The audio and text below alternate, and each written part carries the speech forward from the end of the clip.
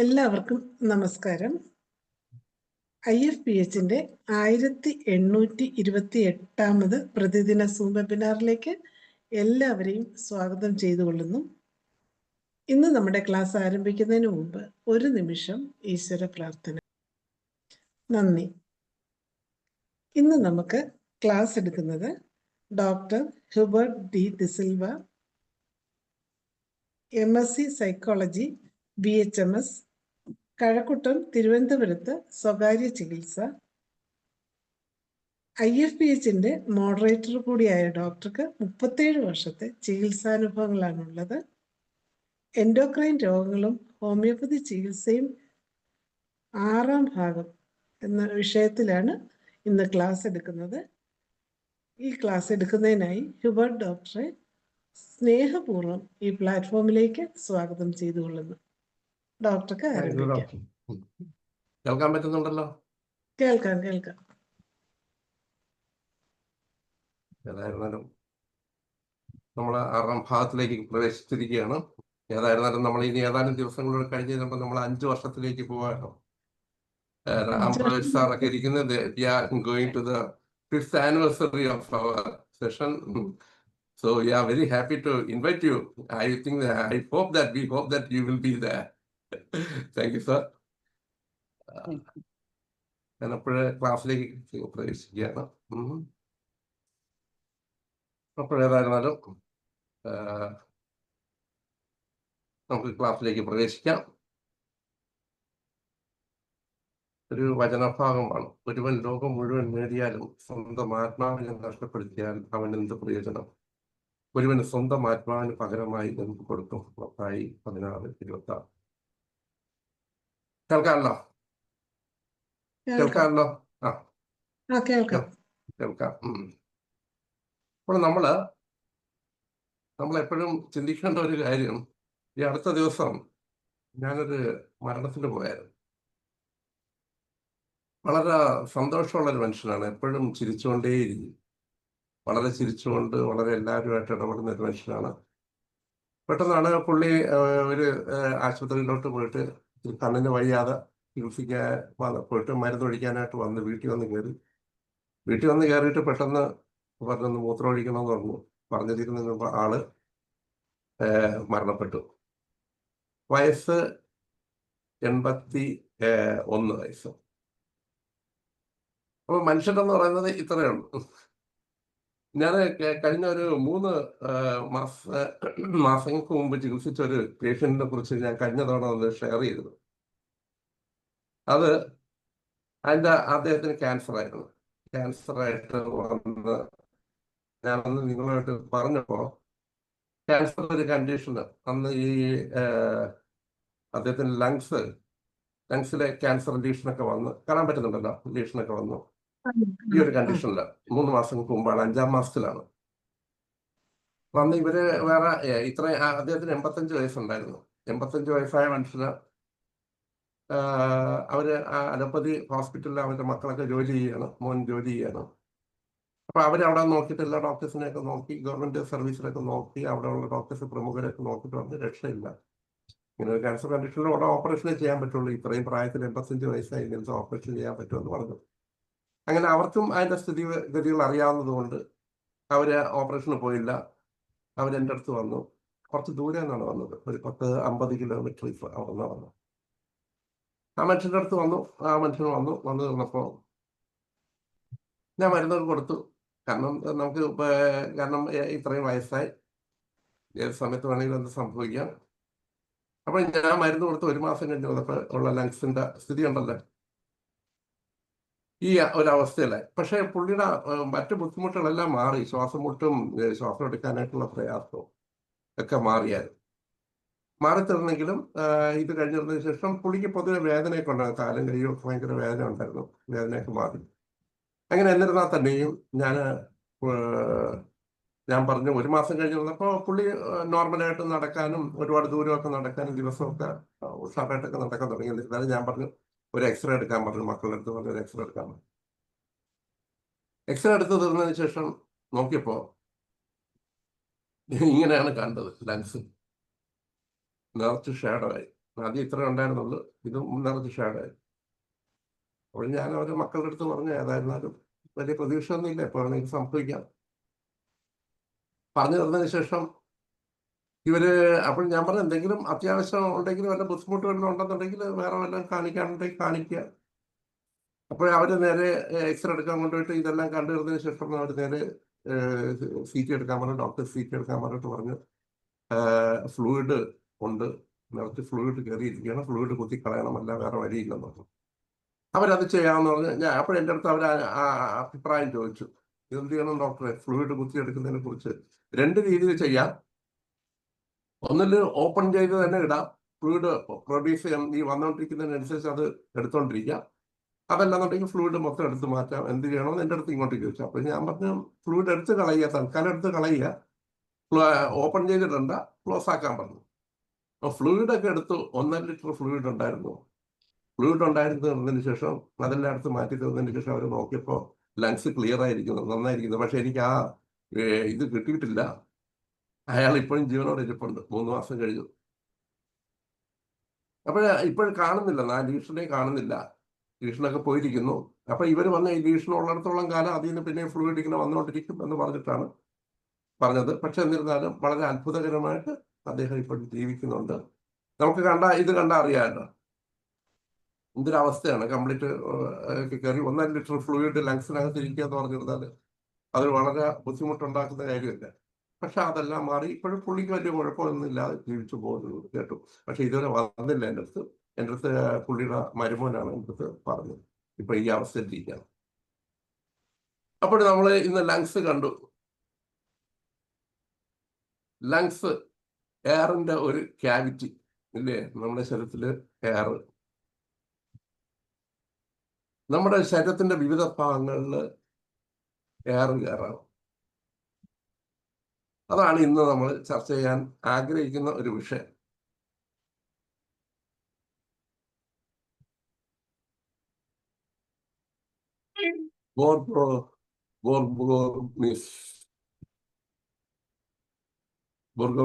നമ്മൾ സാധാരണ പറയാറുണ്ട് വയറ് വീർത്തിട്ട്,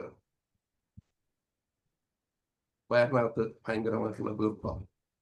അതൊരു ഇപ്പൊ ലങ്സിനകത്ത് നമ്മളൊരു പൊസിഷൻ കണ്ടു, ലങ്സിനകത്ത് ഞെരുക്കം. ഇതുപോലെ വയറ്റിനകത്ത് ഭയങ്കരമായിട്ട് അതിന്റെ പ്രയോഗം പറയാൻ ഇത്തിരി പ്രയാസമുണ്ട് എനിക്ക്.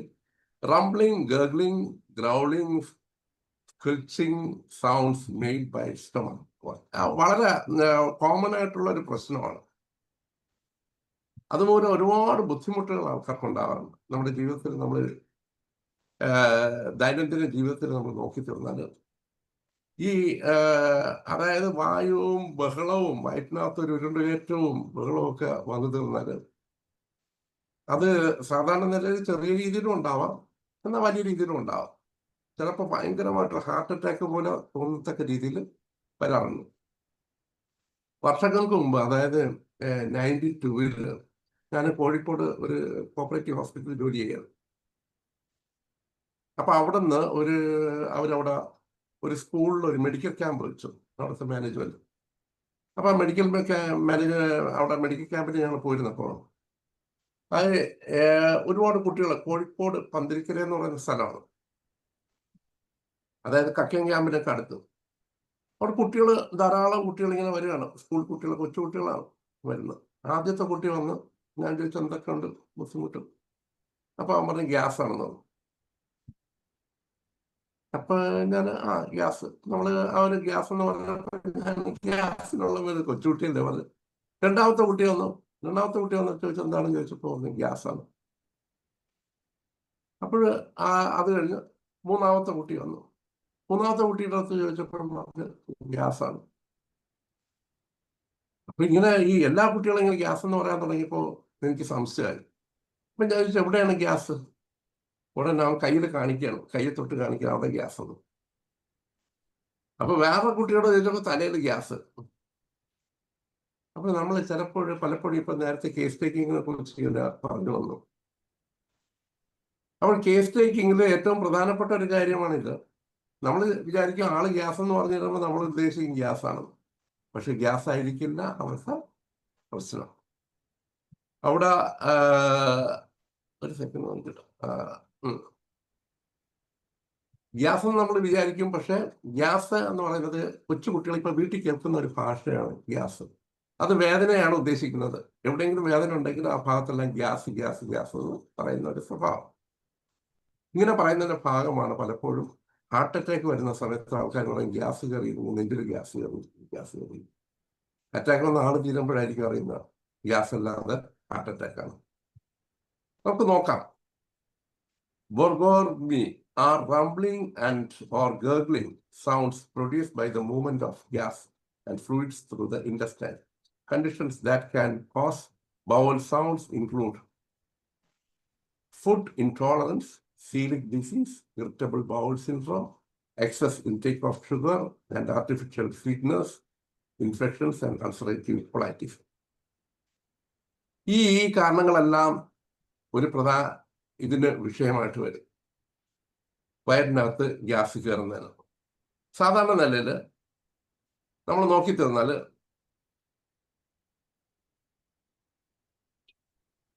gas can happen when you have gas in stomach. Gas is a normal and a result of intestinal bacteria processing foods that you can't digest.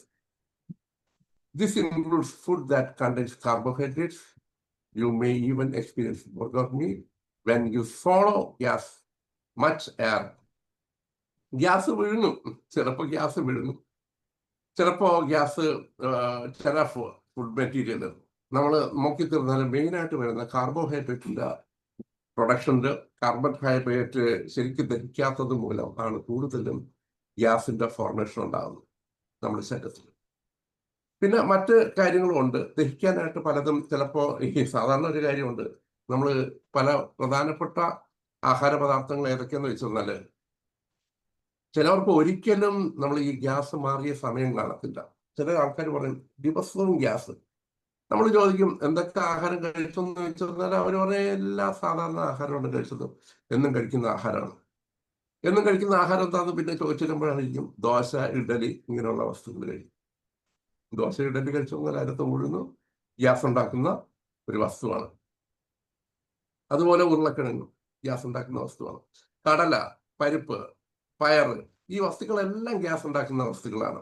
പക്ഷെ ചിലവരെന്ത് ചെയ്യും, അധികം ഇതൊന്നും വേവിക്കത്തില്ല. വേവിക്കാതിരുന്നിരുന്നാലും ഇതിന്റെ ദഹിക്കാതിരുന്നിരുന്നാലും ഭയങ്കരമായിട്ടുള്ള ഗ്യാസ് പ്രൊഡക്ഷൻ ഉണ്ടാകും, ദഹനക്കേട് വരുന്ന സമയത്ത്. ഇത് നമുക്ക് സാധാരണയായിട്ട് ഞാൻ നോക്കിയിട്ടുണ്ട്, നമുക്ക് ഹോമിയോപ്പതിയിൽ ഒരു 4-5 മരുന്നുകളാണ് ഏറ്റവും പ്രധാനമായിട്ട് നമുക്ക് ചിന്തിക്കേണ്ടത്. ഒന്ന് സാധാരണ നിലയിൽ നമുക്ക് എല്ലാവർക്കും അറിയാവുന്ന പോലെ തന്നെ, എന്നിരുന്നാലും ഞാൻ അത് പറയുകയാണ്.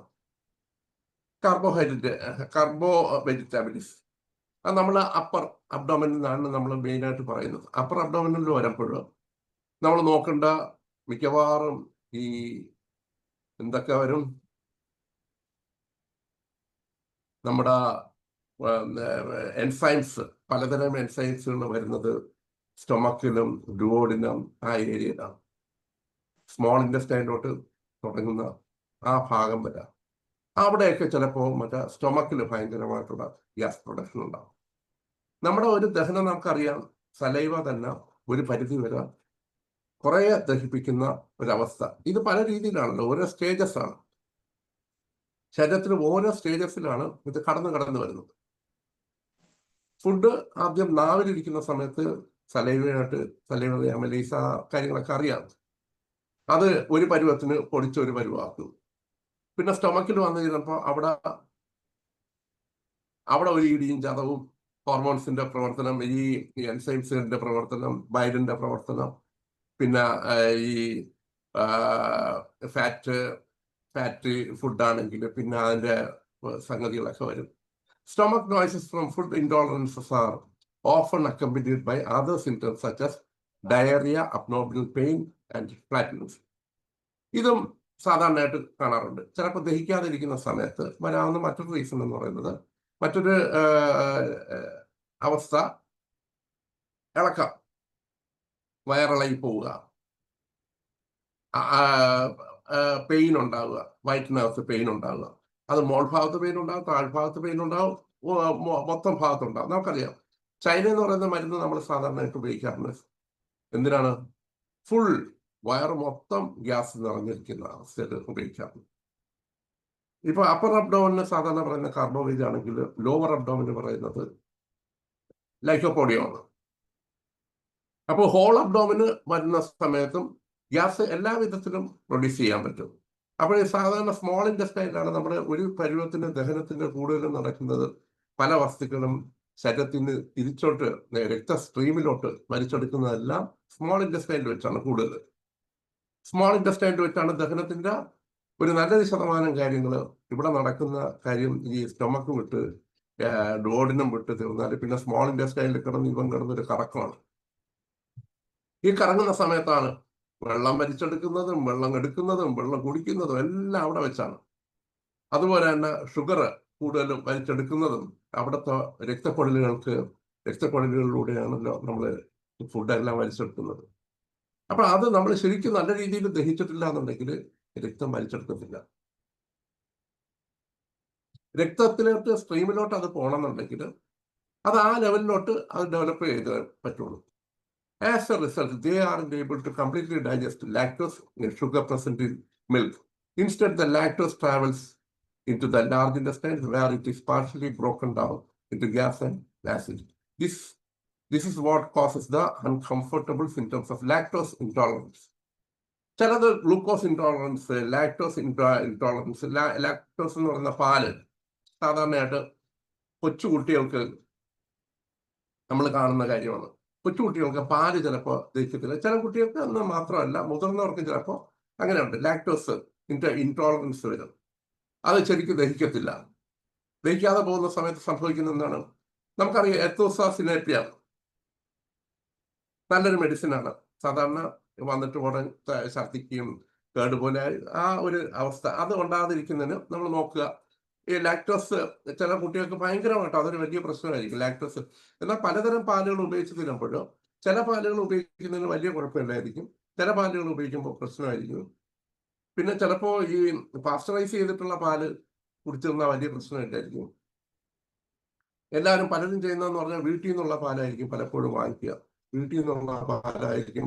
ചിലർ വിചാരിക്കും ഗുണമുണ്ട്, മറ്റേനേക്കാളും ഗുണമുണ്ടെന്ന് വീട്ടിലത്തെ പാലായിരിക്കും ഉപയോഗിക്കുന്നത്. അപ്പൊ അത് പലപ്പോഴും ശരിക്കും നമ്മൾ തിളപ്പിച്ചു തീർന്നാലും അതിൽ രോഗാണുക്കൾ കാണും. രോഗാണുക്കൾ നമ്മൾ നോക്കി തീർന്നല്ല. ഈ പാല് സാധാരണ നിലയിൽ ചിലർ പാല് തിളപ്പിക്കുന്നത് എങ്ങനെയാണ്? നേരെ ആദ്യമേ പാത്രത്തിൽ വെച്ച് അങ്ങോട്ട് ഒഴിച്ച് ഒരു തിളച്ച് അത് പൊങ്ങി വരുന്ന സമയത്ത് തന്നെ പാല് ഉടൻ സ്റ്റോപ്പ് ചെയ്യും. അതൊരിക്കലും ചെയ്യാൻ പാടില്ല. നന്നായിട്ട് തിളയ്ക്കണം. ഒരു 5, 10, 7 മിനിറ്റെങ്കിലും ശരിക്കും തിളയ്ക്കണം. വെള്ളം കൂടുതൽ ഒഴിച്ചിട്ട് നന്നായിട്ട് തിളച്ച് അത് പൊങ്ങാത്ത നിലയ്ക്ക് തിളച്ച് അത്രയും നിന്ന് വന്നാൽ അധികം അതിന് ഇൻഫെക്ഷൻ കാണത്തില്ല. ഒരിക്കൽ ഞാൻ സാധാരണ പറയുന്ന ഒരു കാര്യമുണ്ട്. കുട്ടികൾക്ക് സാധാരണ പലപ്പോഴും ശ്വാസം മുട്ടൊക്കെ വരുന്ന കുട്ടിക്ക് പാല് ഞാൻ നിർബന്ധമായിട്ട് പറയാൻ മാറ്റാറുണ്ട്. അപ്പൊ ഒരിക്കൽ ചിലർ പറയുന്നതെന്ന് പറഞ്ഞാൽ പാലല്ലേ കുട്ടികൾക്ക് ഏറ്റവും സമീകൃതമായിട്ടുള്ള ആഹാരം, കാരണം പൂർണ്ണമായിട്ടുള്ള ഒരു ഫുഡ് അതല്ലേ. അതുകൊണ്ട് ഉള്ള ഒരു കുഴപ്പം എന്താണെന്ന് വെച്ചാൽ പാലില് പെട്ടെന്ന് ഡൈജസ്റ്റ് ചെയ്യുന്ന വസ്തുക്കളാണുള്ളത്. അതുകൊണ്ട് സംഭവിക്കുന്ന എന്താണ്? പാല് കുടിച്ച ഉടൻ കുട്ടിക്ക് പെട്ടെന്ന് കുറെ സാധനങ്ങളൊക്കെ കിട്ടും. ഈ കിട്ടിത്തീർന്നാൽ പിന്നെ കുട്ടികളുടെ വിശപ്പ് നഷ്ടപ്പെടും. പിന്നെ വേറെ ഒന്നും കഴിക്കത്തില്ല. പാല് കഴിക്കുന്ന കുട്ടികൾ പലപ്പോഴും നമ്മൾ കണ്ടുന്നത് മറ്റാഹാരം ഒന്നും കഴിക്കാതിരിക്കും. അപ്പൊ എന്താ ചെയ്യേണ്ടതെന്ന് വെച്ചാൽ അഥവാ പാല് കൊടുക്കുന്നുണ്ടെങ്കിൽ തന്നെ എല്ലാ ആഹാരവും കൊടുത്തു തീർന്നതിന് ശേഷം പാല് കൊടുക്കുക. അപ്പോൾ മറ്റ് ദഹനത്തിന്റെ ആ ക്രിയ തന്നെ അങ്ങ് മുടങ്ങിപ്പോകും. മറ്റേതിനൊക്കെ ദഹിപ്പിക്കാനായിട്ടുള്ള കഴിവ് നഷ്ടപ്പെടും. കഴിവ് നഷ്ടപ്പെടാതിരിക്കുമ്പോൾ കൂടുതലും ചില കുട്ടികൾ ഇതാണ്, നമ്മൾ എത്ര ആഹാരം കഴിച്ചു തന്നിട്ട് ശരീരത്തിലൊന്നും പിടിക്കാതെ അതുപോലെ പോകുന്നതാണ്. അപ്പൊ അത് നമ്മൾ കഴിയുന്നത് ഒഴിവാക്കുക. മറ്റ് ആഹാരം കഴിച്ച് അവർ ശരീരത്തിന് ദഹിപ്പിക്കാനായിട്ടുള്ള കഴിവ് വരുന്നത് മറ്റാഹാരം കിട്ടുമ്പോഴാണ്. മറ്റാഹാരങ്ങൾ എല്ലാം ഒരു 6 മാസം കഴിഞ്ഞ് തരുമ്പോൾ തന്നെ നമ്മൾ കുട്ടിക്ക് കൊടുത്തു തരുമ്പോൾ കുട്ടികൾ അത് കഴിച്ചുകൊണ്ടിരിക്കുമ്പോൾ ഓട്ടോമാറ്റിക്കായിട്ട് നമ്മൾ പാലിന്റെ അളവ് ഒന്നുകിൽ അതിന് എല്ലാത്തിനും ശേഷമാക്കുക, അല്ലെങ്കിൽ പാല് കഴിയുന്നത് മാറ്റുന്നതാണ് നല്ലത്. ഞാൻ നോക്കിയിട്ട് ഒരിക്കൽ ഞാൻ ഇതുപോലെ ഒരു പറഞ്ഞിട്ട് അവര് 7 മാസം വരെ പാല് ഉപയോഗിച്ചില്ല. ഭയങ്കര ശ്വാസം മുട്ടുള്ള ഒരു കുട്ടിയാണ്. അവസാനം നല്ല ശ്വാസം മുട്ടൊക്കെ മാറി തീർന്നതിന് ശേഷം ഇവരെ അനുസരിച്ച് 7 മാസം വരെ പോയി. അവസാനം ഒരു ദിവസം പാല് കൊടുത്തിട്ട് അടുത്ത ദിവസം നല്ല ശ്വാസം മുട്ടോട് കൂടി എന്നിട്ട് അവർ പറയാണ് ഇത്രയും കുഴപ്പമുണ്ടോ ഈ പാല്. അപ്പൊ അതുപോലെ പലപ്പോഴും അതിലുണ്ടാകുന്ന മെയിനായിട്ടുള്ള ഒരു റീസൺ എന്താണെന്ന് വെച്ച് കഴിഞ്ഞാൽ പാലില് പലപ്പോഴും പശുമ്പാലില് ഈ ബോവൈൻ ട്യൂബർകുലോസിസ് എന്ന് പറയുന്ന ട്യൂബർകുലോസിസിന്റെ ഇൻഫെക്ഷൻ കാണും. ചിലയിടത്ത് നോക്കിത്തന്നെ ചിലപ്പോൾ ഈ TB ഉള്ള ആൾക്കാർ തന്നെ ആയിരിക്കും പലയിടത്തും കറക്കാൻ പോകുന്നത്, പശുവിനെ കറക്കാൻ പോകും. അപ്പൊ അവർ വഴി ഈ പശുവിനും ഇൻഫെക്ഷൻ അടിക്കും. അപ്പൊ അങ്ങനെയൊക്കെ സംഭവിക്കാറുണ്ട്.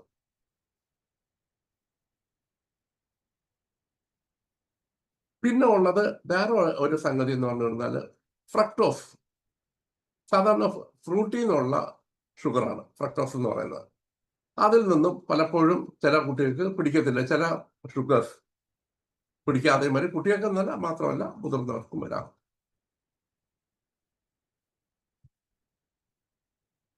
Sugar and artificial sweetness. Excess intake of fructose and artificial sweetness like sorbitol can contribute to gut noises and rumbling. Fructose is a naturally occurring sugar found in fruits. Apples, ഏതിലൊക്കെയാണ് സാധാരണ fructose കാണുന്നത്? Apples, grapes, dates. ആപ്പിളും മുന്തിരിങ്ങ, dates നമ്മൾ എന്താ ഈന്തപ്പഴം, plants, sugar cane, maple syrup, അങ്ങനെ ഹണിയിലും ഉണ്ട്. Excessive fructose consumption can be harmful to gut microbiome. നമ്മുടെ മൈക്രോബ്സ് ഒക്കെ ഉണ്ടല്ലോ, നമ്മുടെ ഇൻഡസ്റ്റൈനിലുള്ള നല്ല മൈക്രോബ്സിനും പലപ്പോഴും ദോഷം ഉണ്ടാക്കാറുണ്ട്. Increase intestinal permeability and trigger inflammation. മറ്റൊരു പ്രോബ്ലം ഉണ്ടാകുന്നതെന്ന് പറഞ്ഞുള്ളത് ചില ഫ്രൂട്ട്സ് വയറ്റിനകത്ത് ഇൻഫ്ലമേഷൻ ഉണ്ടാക്കും. ചിലത് നമ്മളിപ്പോൾ ചില ചിലവർക്ക് നമ്മൾ കാണാറുണ്ട്, ചില ഫ്രൂട്ട്സ് കഴിച്ചു തരുമ്പോൾ ഭയങ്കരമായിട്ടുള്ള കോൾഡ്, ശ്വാസം മുട്ടൊക്കെ ഉണ്ടാകും. അവിടെ എന്താ സംഭവിക്കുന്നത്? Increased intestinal permeability. അതായത് ഈ കുടലുകൾക്കകത്ത് സോഫ്റ്റ് ആവും. സോഫ്റ്റ് ആയിട്ട് അതിൻ്റെ ഇടയിൽ കൂടെ പലതും പ്രവേശിക്കാനായിട്ട് തുടങ്ങും. ആവശ്യമില്ലാത്ത വസ്തുക്കൾ പ്രവേശിക്കാനായിട്ട് തുടങ്ങും. ഇതേ അവസ്ഥ ശരീരത്തിന്റെ എല്ലാ ഭാഗത്തും ഉണ്ടാവും. പ്രത്യേകിച്ച് നമ്മൾ ശ്രദ്ധിച്ചു തന്നാൽ ESR കൂടിയിരിക്കുന്ന അവസ്ഥയിൽ നമ്മുടെ മൂക്കിനകത്ത് അവിടുത്തെ മൂക്കിനകത്തുള്ള ഭാഗത്തുള്ള ഇന്റേണൽ പാർട്സിൽ അവിടെയും പെർമിയബിലിറ്റി കൂടും.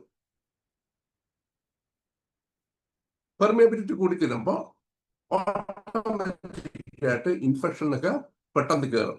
അങ്ങനെയാണ് ട്രിഗർ ഇൻഫ്ലമേഷൻ. അത് തുടർന്ന് അത് കൂട്ടും നീർച്ച. അതാണ് നമ്മൾ സാധാരണ നീര് വീഴ്ച എന്നൊക്കെ പറയുന്നത്. All of which can cause borborygmi and other symptoms like diarrhea. Artificial sweetness like sorbitol are found in many foods and can be hard for your body to digest. Sorbitol is purely absorbed in the small intestine,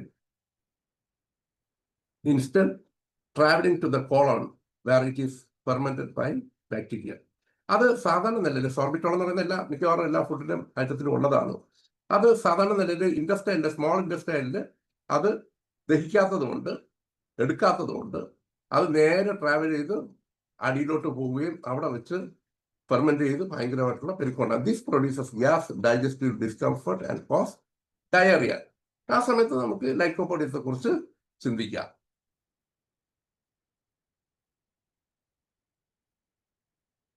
ഇനി അടുത്ത infection. അതിനുള്ള മറ്റൊരു reason എന്ന് പറയുന്നത് infection such as viral gastroenteritis, the stomach flu, or food poisoning such as Salmonella, E. coli, Campylobacter. Other signs of intestinal infections include diarrhea, nausea, vomiting, and sometimes fever. ചിലപ്പോൾ നമുക്കറിയാം,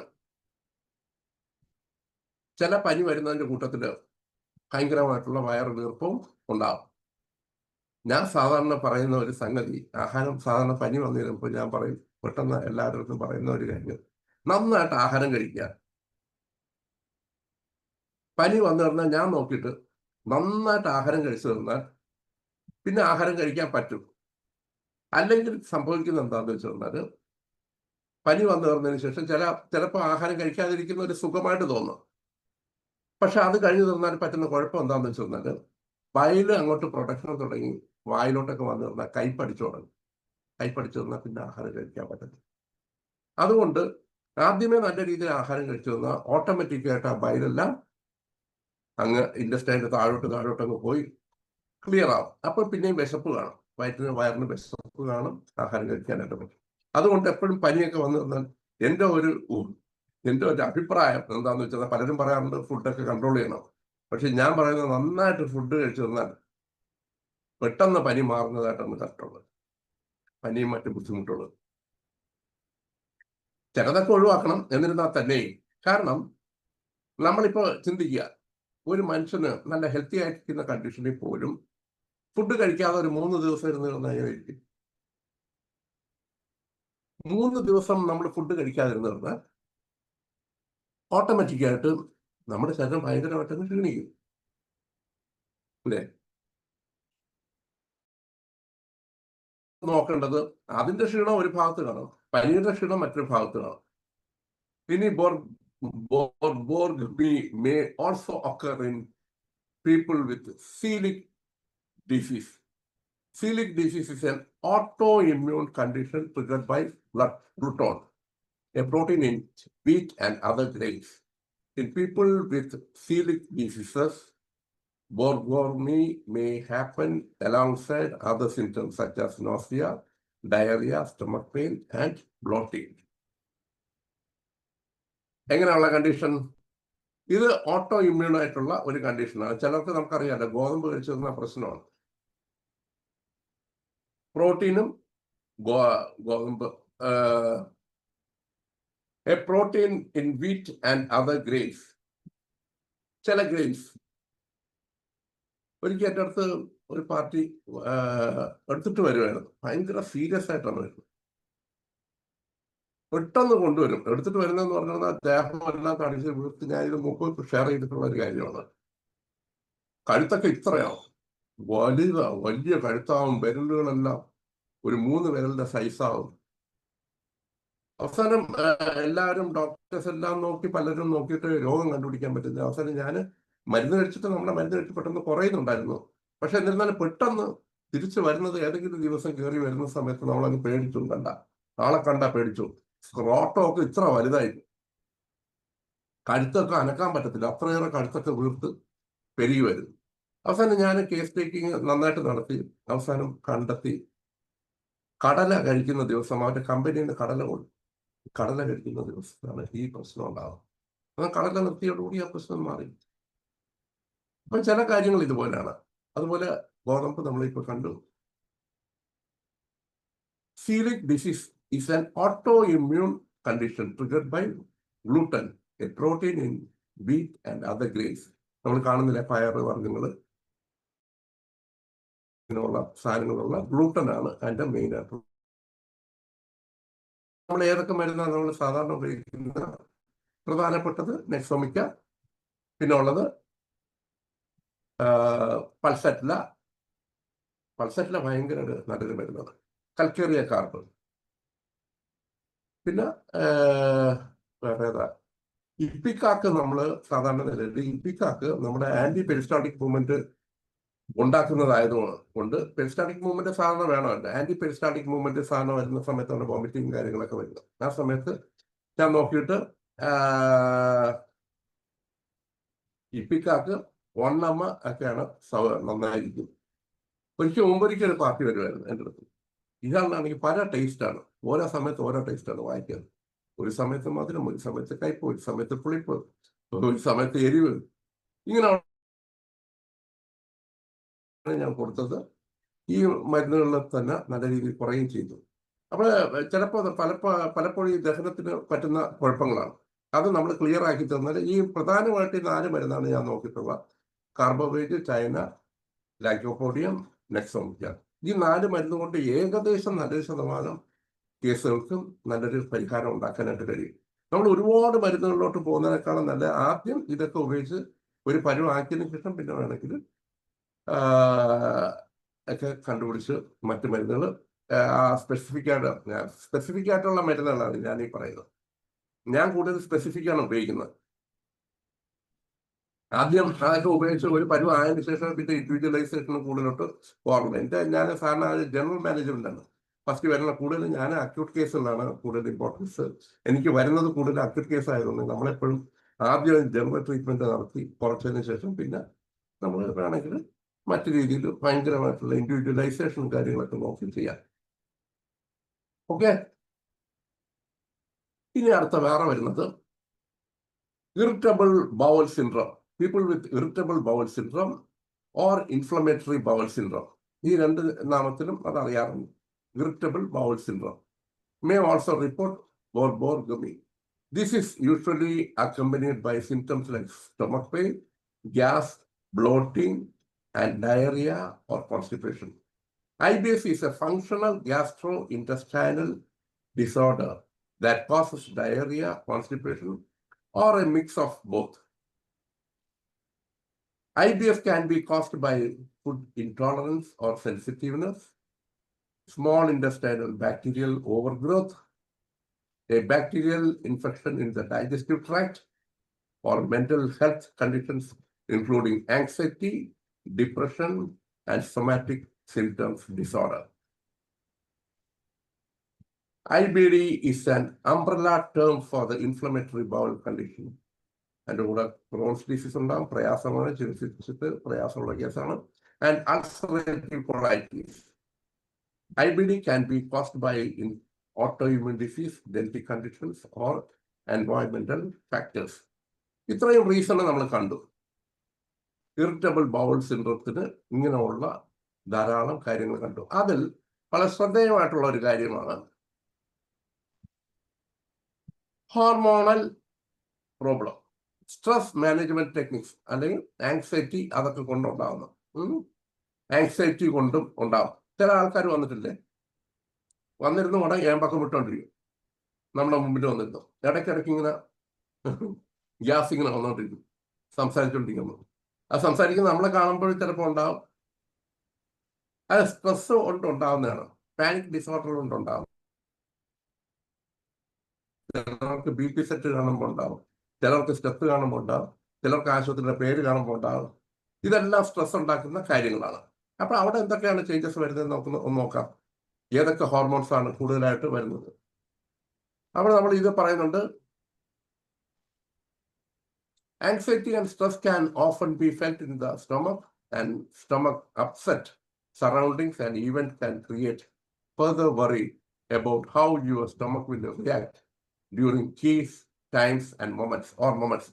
നമ്മൾ ഇതിന് വളരെ പ്രധാനമായിട്ടുള്ള മെഡിസിൻ നമ്മൾ സാധാരണ അറിയാമല്ലോ, ജെൽസീമിയവും അർജന്റൻ നൈട്രിക്കവുമാണ് ഇതിന്റെ 2 മരുന്നുകൾ. വളരെ പ്രധാനമായിട്ടുള്ള 2 മരുന്നുകൾ വരുന്നതെന്ന് പറഞ്ഞാൽ ജെൽസീമിയവും അർജന്റൻ നൈട്രിക്കും.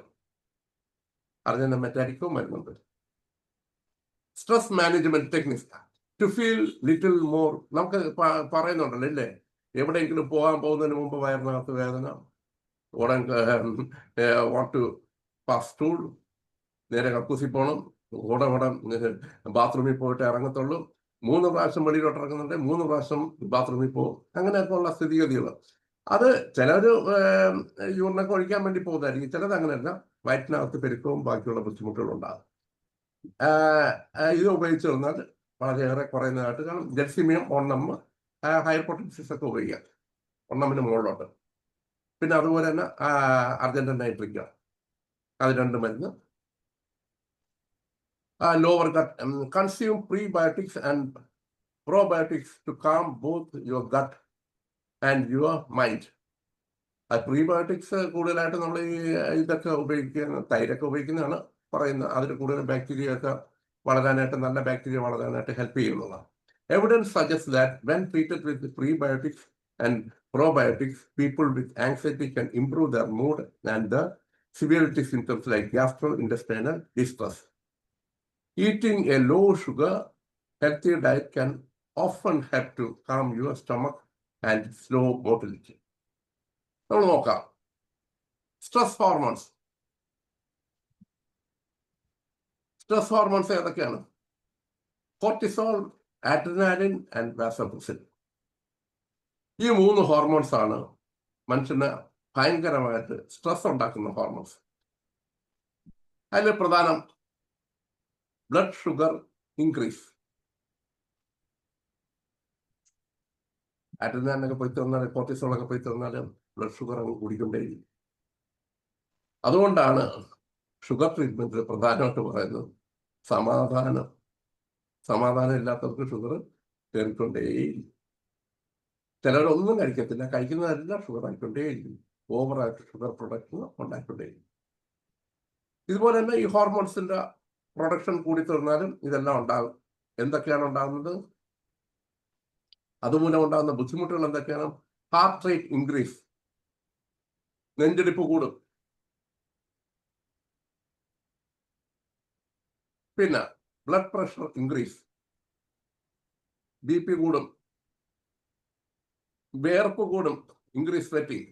വേർപ്പ് കൂടും എന്ന് പറഞ്ഞപ്പോൾ ഞാൻ ആലോചിക്കുകയാണ്, ഞാൻ സെക്കൻഡ് ഇയർ പഠിച്ചുകൊണ്ടിരിക്കുമ്പോൾ അച്ഛൻ്റെ ആശുപത്രിയിൽ ഇരിക്കുകയാണ്. അച്ഛൻ എന്നെ ഏൽപ്പിച്ചിട്ട് പോയി.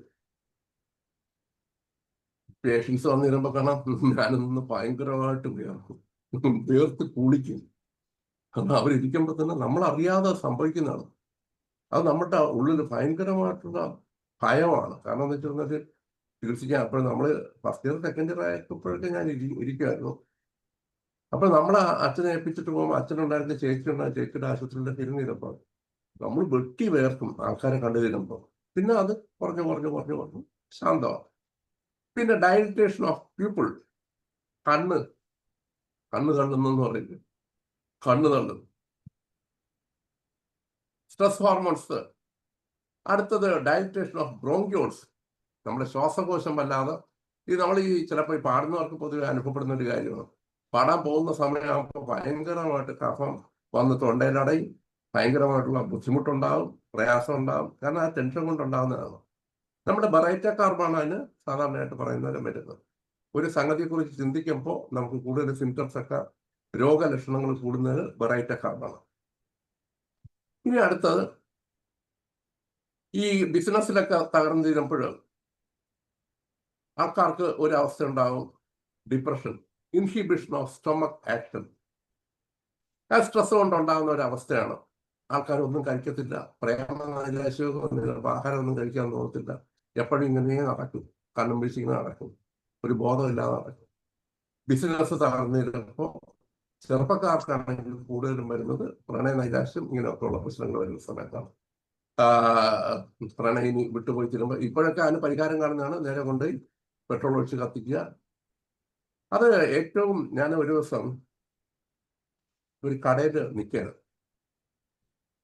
അപ്പോൾ ഒരു കൊച്ചുകുട്ടി, ആ അമ്മമാര് ഓരോന്ന്, ആ കുട്ടി അത് വേണം ഇത് വേണം എന്ന് പറയുന്നു. പാവങ്ങളാണ്. അപ്പോൾ വാങ്ങിച്ച് ആ കുട്ടി അതെടുക്കാൻ പോയപ്പോൾ അവസാനം ലാസ്റ്റ് ആകുമ്പോൾ കുട്ടി എനിക്കത് വേണ്ട, അപ്പൊ പിന്നെ അടുത്ത അത് മതിയെന്ന് പറഞ്ഞു. അതും അടുത്ത അവസാനം ഈ കടക്കാരൻ നിന്ന് മെനക്കെടെയാണ് ആ കുട്ടിയെ കൊണ്ടെടുപ്പിക്കാനും അവർക്ക് കൊടുക്കാനായിട്ട്. അവരെവിടെ നിന്നൊക്കെ പൈസ ഒപ്പിച്ചിട്ട് വന്നതാണ്. അങ്ങനെ വലിയ, നമുക്ക് കണ്ടാൽ തന്നെ അറിയാം പാവങ്ങളാണ്. ഇപ്പൊ രണ്ടാമതും മൂന്നാമത് ഈ കുട്ടി ഓരോന്ന് അത് വേണ്ട ഇത് വേണ്ടെന്ന് പറയും, പിന്നെയും വേണമെന്ന് പറയും, വേണ്ടെന്ന് പറയും. കുറെ നേരമായപ്പോ ഞാൻ ഈ അമ്മയുടെ അടുത്ത്, ഈ പെണ്ണിന്റെ അടുത്ത് പറഞ്ഞു, ഞാൻ പറഞ്ഞു, കുട്ടികളെ കുട്ടികളായിട്ട് വളർത്തുക, യജമാനന്മാരായിട്ട് വളർത്തരുത്, രാജാക്കന്മാരായിട്ട് വളർത്തരുത്. അപ്പൊ ഈ പെണ്ണ് എടുത്തടിക്കേണ്ടത് ഞങ്ങളങ്ങനെ വളർത്തും, ഞങ്ങളൊക്കെ അങ്ങനെ വളർന്നതാണ്. പക്ഷെ കണ്ടറിയാം, നമുക്കറിയാം ഇവരെങ്ങനെയാണ് വളർന്നതെന്നുള്ള ഒരു ദാരിദ്ര്യപ്പോലെ. എന്നിട്ട് ആ പെണ്ണ് അടിച്ച അടിയാണ്, ഞങ്ങളൊക്കെ അങ്ങനെയാണ് വളർന്നത്, അതുപോലെ ഞങ്ങൾ ഞങ്ങളുടെ മക്കളെ വളർത്തും രാജാവിനെ പോലെ. പഴയ കാലത്ത് രീതി ഉണ്ടായിരുന്നത് മക്കളെ വേലക്കാരെ പോലെ വളർത്തണമെന്നാണ് പറയുന്നത്. കാരണം അതുപോലെ വളർത്തിയില്ലെങ്കിൽ പറ്റുന്ന കുഴപ്പം എന്താണെന്ന്, അവര് നാട്ടിലിറങ്ങി ഇതുപോലെ ഡിമാൻഡ് ചെയ്യും. രാജാവായിട്ട് വളർത്തും, വെളിയിലിറങ്ങി ഇവർ രാജാവല്ലല്ലോ. നാട്ടുകാരുടെ അടുത്ത് പോയി ഇതുപോലെ ചോദ്യങ്ങൾ ചെയ്യും, ഓരോന്ന് ആവശ്യങ്ങൾ പറയും. അപ്പൊ അത് കിട്ടത്തില്ല. ഇപ്പൊ സ്കൂളിൽ വെച്ച് അതെനിക്ക് വേണമെന്ന് പറഞ്ഞാൽ വേറൊരു കുട്ടിയുടെ സാധനം വേണമെന്ന് പറഞ്ഞാൽ കുട്ടി കൊടുക്കും. അപ്പൊ അവരെല്ലാവരും വെറുക്കപ്പെടുന്ന കുട്ടികളായിട്ട് മാറും. അങ്ങനെ വരുന്ന വ്യക്തികളെ പലപ്പോഴും നമ്മൾ നോക്കിത്തന്ന സമൂഹത്തിൽ ഒറ്റപ്പെടും. മാതാപിതാക്കൾ ശരിയല്ല എന്നുണ്ടെങ്കിൽ മക്കൾ നശിച്ചു പോകും. അപ്പോൾ അത് ഡിമാൻഡ് ചെയ്യാൻ തുടങ്ങും. ഇതുപോലെയാണ് ഈ പ്രണയ നൈരാശ്യം. ഇപ്പോഴുള്ള പ്രശ്നങ്ങൾ എന്താണ്? ഓരോ പെണ്ണുങ്ങളുടെ അടുത്ത് പോയി പ്രണയ അഭ്യർത്ഥന നടത്തും. പ്രണയാഭ്യർത്ഥന അവൾക്ക് അവളുടേതായിട്ടുള്ള സ്വാതന്ത്ര്യമില്ല. അവൾ പറയും വേണ്ടെന്ന് പറഞ്ഞു ഉടൻ ഇവന് കിട്ടിയേ പറ്റുള്ളൂ, കിട്ടിയില്ലെങ്കിൽ ഇവൻ കൊന്നുകളെ. ഇങ്ങനെ എത്ര സംഭവങ്ങളാണ് നമ്മൾ ദിവസവും കാണുന്നത്. എത്ര പത്രത്തിൽ എത്ര കൊലപാതകങ്ങളാണ് കാണുന്നത്. അപ്പൊ ഇത് നമ്മൾ നോക്കേണ്ട ഒരു കാര്യം, ഈ 3 ഹോർമോൺസിന്റെ പ്രവർത്തനമാണ് കോർട്ടിസോൾ, അഡ്രിനാലിൻ ആൻഡ് വാസോപ്രസിൻ. നമ്മളിപ്പോ കണ്ട് ശ്വാസകോശത്തിന് ആസ്മ ഉണ്ടാകുന്ന ചിലതിന് നമ്മൾ ഈ സാധാരണ നിലയിൽ ആസ്മ കണ്ടീഷനിൽ നമുക്ക് ഏറ്റവും ഹെൽപ്ഫുൾ ആയിട്ടുള്ള ഒരു മരുന്ന് എന്ന് പറയുന്നത് ഇപ്പിക്കാക്കാണ്.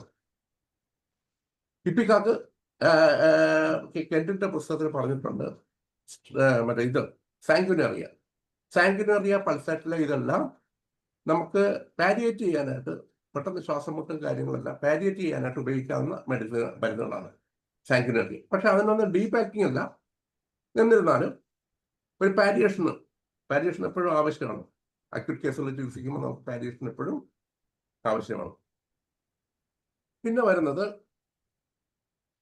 കൺവേർട്ട് ഗ്ലൂക്കോജൻ ഇൻറ്റു ഗ്ലൂക്കോസ് ആക്കി മാറ്റുന്നു. നമുക്ക് എനർജി പ്രൊഡ്യൂസ് ചെയ്യുന്നത്. പക്ഷെ ഇത് ഓവറായി തന്നാൽ പ്രശ്നമാണ്.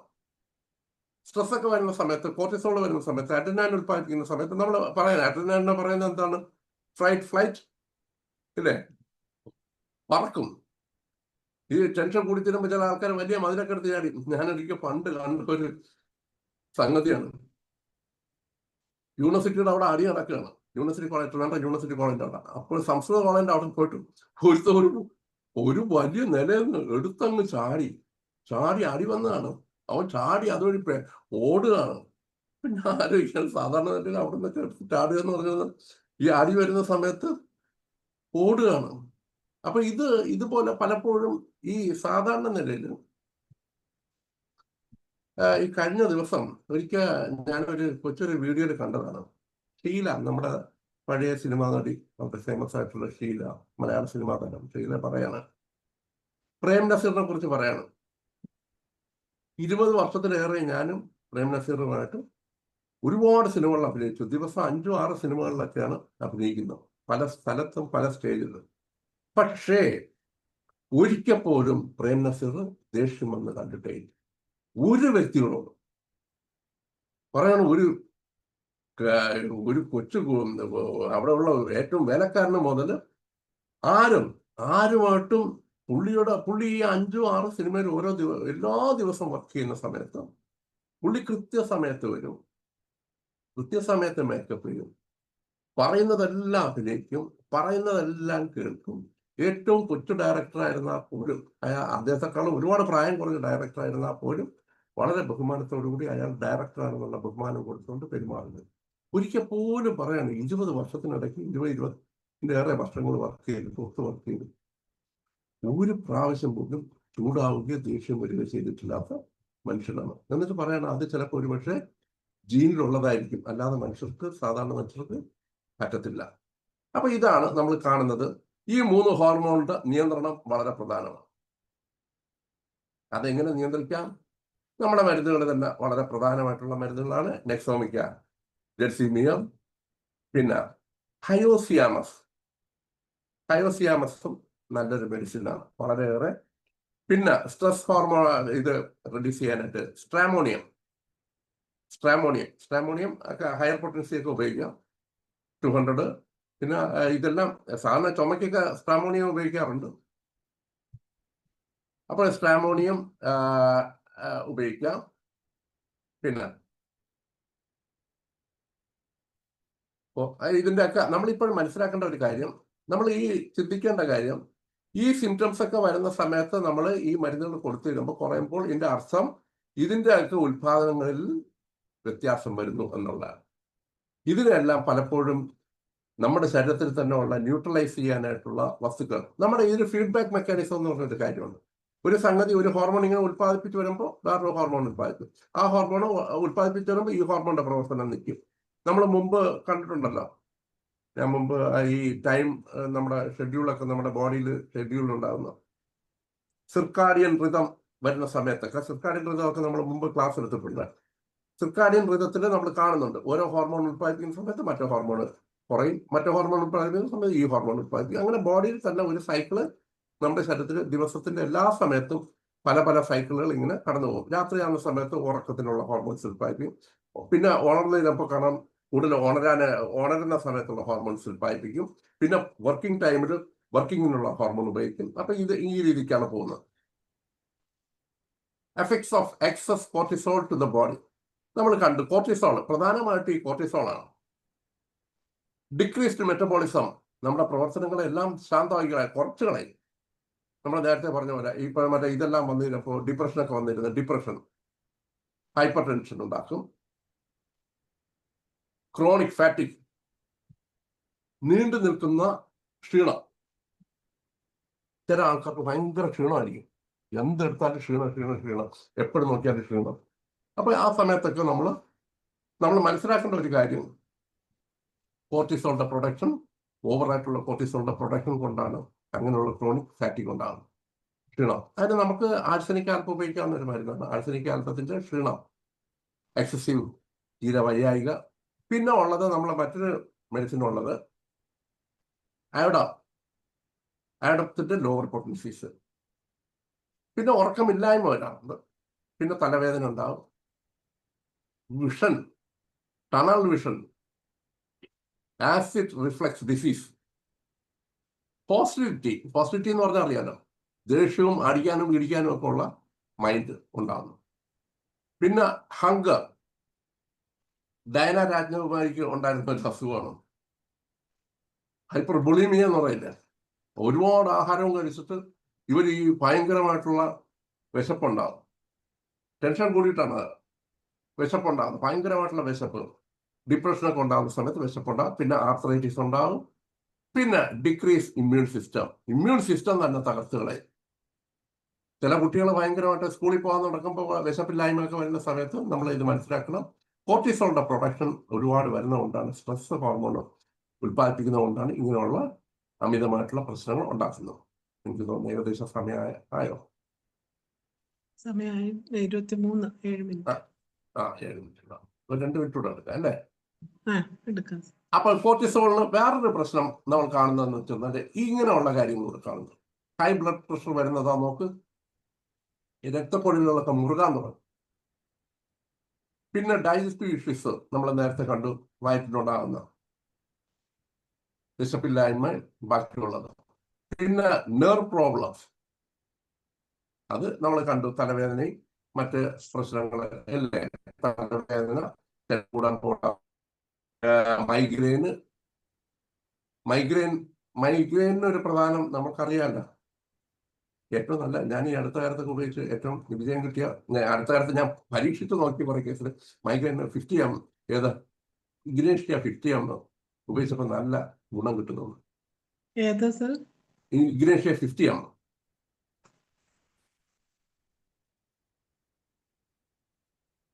പെട്ടെന്ന് നല്ല വ്യത്യാസം ഉണ്ടാകുന്നുണ്ട്. ഈ മൈഗ്രെയിൻ എന്ന് പറഞ്ഞിരുന്ന ഈ ടെൻഷൻ വന്നിട്ട് തന്നെ ഉള്ള മൈഗ്രെയിൻ, ടെൻഷനും ബാക്കിയുള്ള പ്രശ്നങ്ങളും. പിന്നെ ഉള്ള ഹൈ ബ്ലഡ് ഷുഗർ കൂട്ടുന്നു, ഭയങ്കരമായിട്ട് ഷുഗർ കൂട്ടുന്നുണ്ട്. ഷുഗർ കൂട്ടി തീരുമ്പോൾ അറിയാമല്ലോ, ഓട്ടോമാറ്റിക്കായിട്ട് ക്ഷീണം. അത്രയും ഇൻസുലിൻ ഉൽപ്പാദിപ്പിച്ചിട്ടില്ല എന്നുണ്ടെങ്കിൽ അതെല്ലാം കിടന്ന് കറങ്ങിയിട്ട് ബ്ലഡ് ഷുഗർ വല്ലാതെ കൂടിത്തീർന്നാൽ ഈ എനർജി പ്രൊഡ്യൂസ് ചെയ്യുന്നില്ല. ഇൻസുലിന് എല്ലാം നേരെ നമുക്കറിയാം, ഇൻസുലിൻ റെസിസ്റ്റൻസ് ഉണ്ടാക്കുന്നുണ്ട്. അതിന്റെ ക്ഷീണം ഭയങ്കരമായിരിക്കും. പിന്നെ ഹാർട്ട് ഡിസീസ്,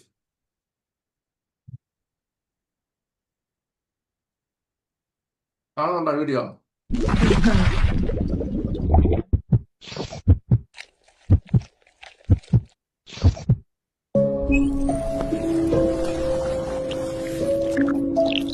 മൊബൈൽ നോക്കിയാണ് കുട്ടികൾ.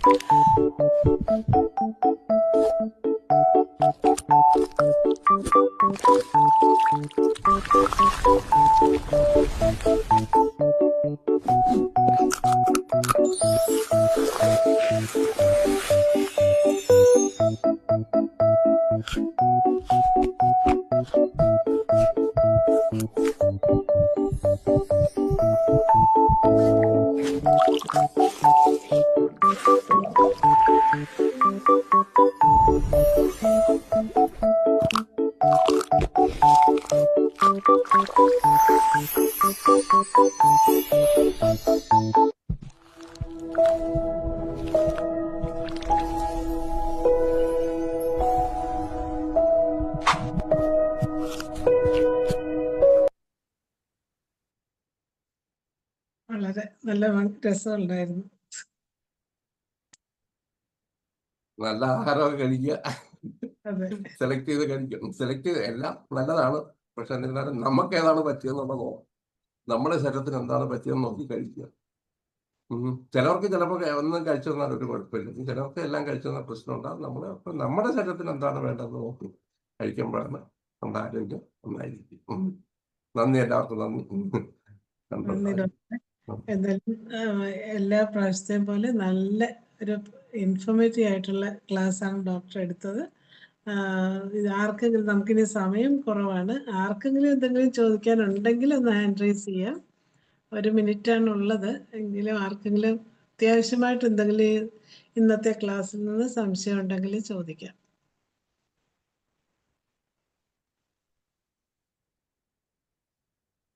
കഴിവുണ്ടെന്ന് തോന്നുന്നു. അത് എല്ലാം മനസ്സിലായി.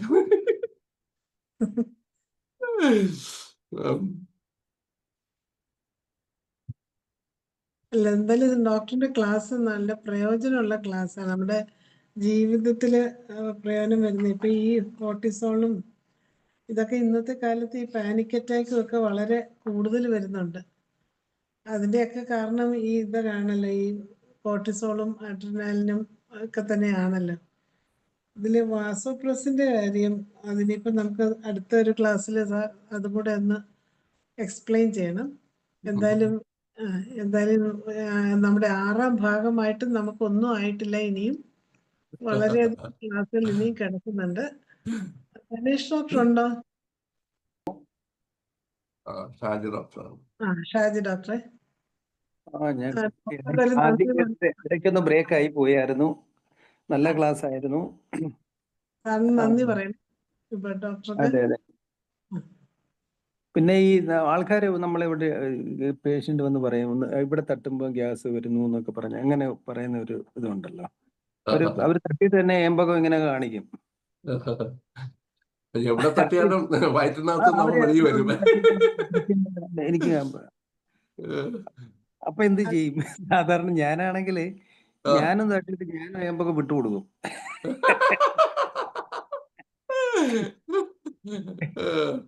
അപ്പൊ അവര് പറയും, ഞാൻ പറഞ്ഞത് നമുക്ക് മനസ്സിന്റെ ഇതാണ്, അതങ്ങ് മാറ്റാൻ പറ്റുന്നേ ഉള്ളൂ.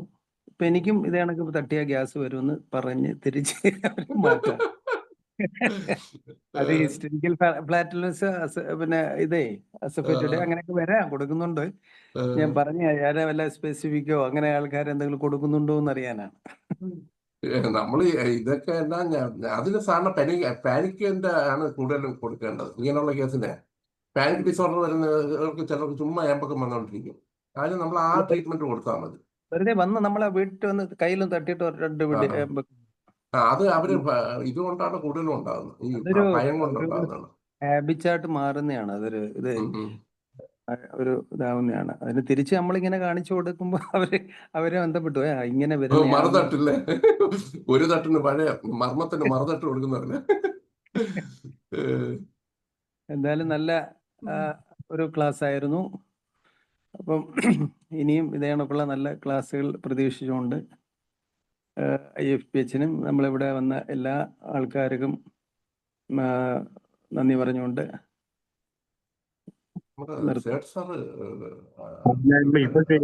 നന്ദി ഷാജി ഡോക്ടറെ. ഓ ആസാർ റോഡിന് മുമ്പിൽ തള്ളിയിട്ട് ഓർമ്മ ഉണ്ടോ? എന്തോ സാറേ, റോഡിന് മുമ്പിൽ എന്നെ തള്ളിയിട്ട് ഓർമ്മ ഉണ്ടോ?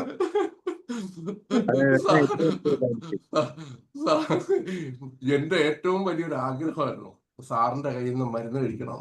പക്ഷെ ദൈവ നിയോഗം അനുസരിച്ച് സാറിന് ആദ്യത്തെ ദിവസം കണ്ട ദിവസം ഞാനാണ് സാറിന് മരുന്ന് കൊടുത്തത്. സാറ് വീഴുകയും ചെയ്തു. മഹാമേരു നിലത്ത് വീണു. ഞാൻ എന്റെ കയ്യിൽ നിന്നുള്ള മരുന്ന് അന്നേരം കൊടുക്കാനായിട്ട് എനിക്ക് കഴിഞ്ഞു എന്നുള്ള അത് ദൈവ നിയോഗമാണ്. കാരണം ഞാൻ വിചാരിച്ചിട്ടുണ്ട് സാറിന്റെ കയ്യിൽ നിന്ന് ഒരു പ്രാവശ്യം മരുന്ന് വാങ്ങിച്ച് കഴിക്കണം. സാറിനെ കുറിച്ച് നമ്മൾ പണ്ടേ കേട്ടിട്ടുണ്ട്, വളരെ പണ്ടേ ഞാൻ കേട്ടിട്ടുണ്ട്, ഒരുപാട് വർഷങ്ങൾക്ക് മുമ്പേ കേട്ടിട്ടുണ്ട്. സാറ് പണ്ട് സുന്ദരേശനൊക്കെ പഠിപ്പിച്ചിരുന്ന, സുന്ദരേശൻ അറിയാമല്ലോ സാറ്, നമ്മുടെ ഇവിടെ ബയോകെമിസ്ട്രിയുടെ അധ്യാപനൊക്കെ പ്രിൻസിപ്പൽ ആയെന്ന് തോന്നുന്നു ആ സമയം. അപ്പോഴ് പുള്ളി വന്നിട്ട് പറഞ്ഞു, സാറിന്റെ ക്ലാസ് അത് എത്ര വർഷങ്ങൾക്ക് മുമ്പ്. അപ്പോൾ പുള്ളി പറഞ്ഞു, ഇങ്ങനെ ഒരു സാറുണ്ട് ഇസ്മായിൽ സേട്ട് എന്ന് പറഞ്ഞൊരു സാറ്, അദ്ദേഹത്തിന്റെ ക്ലാസ് ഭയങ്കരമാണ്. അദ്ദേഹം വന്നിട്ട് പറഞ്ഞു നമുക്ക് ഇത് ഒത്തു പഠിക്കാം എന്ന് പറഞ്ഞിട്ട് പറഞ്ഞു. അപ്പോൾ സാറിന്റെ ക്ലാസ്സിനെ കുറിച്ച് അന്ന് പുള്ളി ബാക്കിയുള്ളവരെ കുറിച്ചൊക്കെ ഭയങ്കര ഇതായിട്ടൊക്കെയാണ് പറയുന്നത്, പക്ഷെ സാറിനെ കുറിച്ച് മാത്രം അഭിപ്രായം പറഞ്ഞു. എന്നിട്ട് ഞങ്ങൾ സാറിനെ ഞാൻ കാണുന്ന ദിവസം തന്നെ സാർ എന്റെ മുൻപിൽ വെച്ച് ആ മഹാമേരു നിലത്ത് വീഴുകയും നമ്മുടെ ഹൃദയത്തിൽ ഇങ്ങനെ കൊണ്ടു കാണുന്ന വ്യക്തി. അപ്പോൾ സാറിന് ഞാൻ മരുന്ന് കൊടുക്കേണ്ട ഒരു അതാണ് ദൈവം നിയോഗം എന്ന് പറയുന്നത്. നമ്മുടെ സമയം ആയിട്ടുള്ള അതിന് ഒരു ഭാഗ്യം ഡോക്ടർക്ക് കിട്ടി. അത് ഒരിക്കലും മറക്കാത്ത ഒരു കാര്യം കൂടിയാണ്. സാറാണെ ഓരോ പ്രാവശ്യം കാണുമ്പോഴും ആ കാര്യം ഓർപ്പിക്കുന്നുമുണ്ട്. എന്തായാലും നമ്മുടെ ക്ലാസ് വളരെ നല്ല രീതിയിൽ ഇന്ന് നടന്നു. സാറിന്റെ ആ പ്രസൻസും വളരെ അനുഗ്രഹമാണ്. എന്തായാലും നമുക്ക് ഇതിപ്പം നമുക്ക് ശരിക്കും 1825 ആയപ്പോൾ നമ്മുടെ 5 വർഷം പൂർത്തിയായി. ഇന്ന് 3 വർഷം കൂടെ ഇരിക്കുകയാണ്. പക്ഷെ നമ്മൾ ആഘോഷിച്ചിരിക്കുന്നത് സെപ്റ്റംബർ 28-നാണെന്നുള്ളതല്ലേ. ഇതുവരെയും രജിസ്റ്റർ ചെയ്യാത്തവരുണ്ടെങ്കിൽ രജിസ്റ്റർ ചെയ്യണമെന്ന് ഒരിക്കൽ കൂടി അഭ്യർത്ഥിക്കും. എല്ലാവരും ഒരുക്കാൻ പറയണം.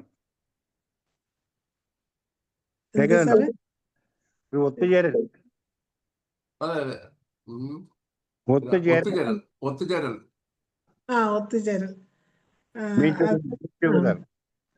എല്ലാരും അതിൽ രജിസ്റ്റർ ചെയ്യണമെന്ന് ഒരിക്കൽ കൂടി അപേക്ഷിക്കുകയാണ്.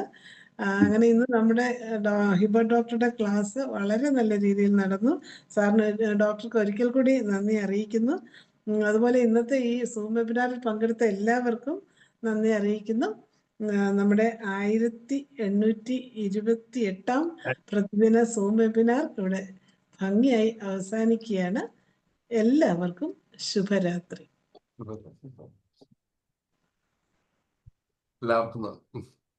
ഡോക്ടറാണ് ഹോസ്റ്റ്.